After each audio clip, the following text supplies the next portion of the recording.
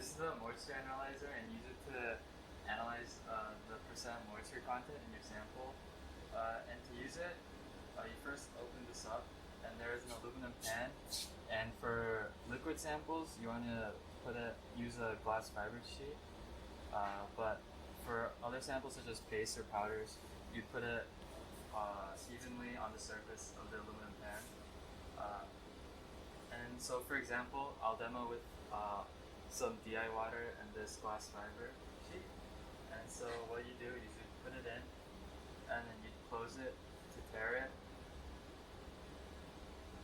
and it's tearing. And then on the screen, you can choose multiple methods. So if you click Method Library, you can create new methods, and then I'll just name this, and then so you can create new methods, and so for example, like the drying program, there's standard, fast, ramp, and steps. And standard just holds it at a certain temperature until a criterion, either time or whether the percent change of the moisture content falls under a certain point. And then ramp just ramps up the temperature linearly, and then steps does like incrementally increases in temperature. And then choose that, you choose drying temperature, and then switch out criterion, and multiple other options. But for example, if you were to just do the default method, you click that, and then you click the load, and then it loads up that program. And then after that, you'd open this back up, and then put in a minimum of 0.5 grams or a maximum of 120 grams.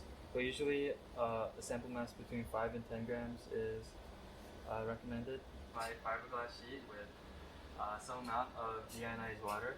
And so once I close this, the program will automatically run. As you can see, it says drying, and that means it's going.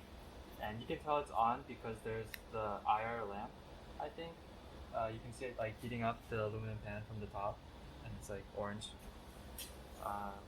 And so as you can see, the percent moisture content is slowly going up, and that's being calculated through the change in the mass from the water being evaporated.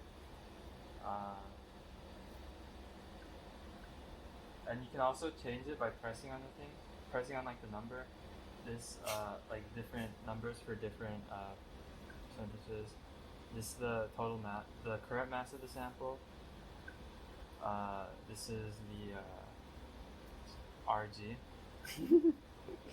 This is the graph of the percent moisture content that you can see, and it'll go up once it reaches once it just like keeps on going.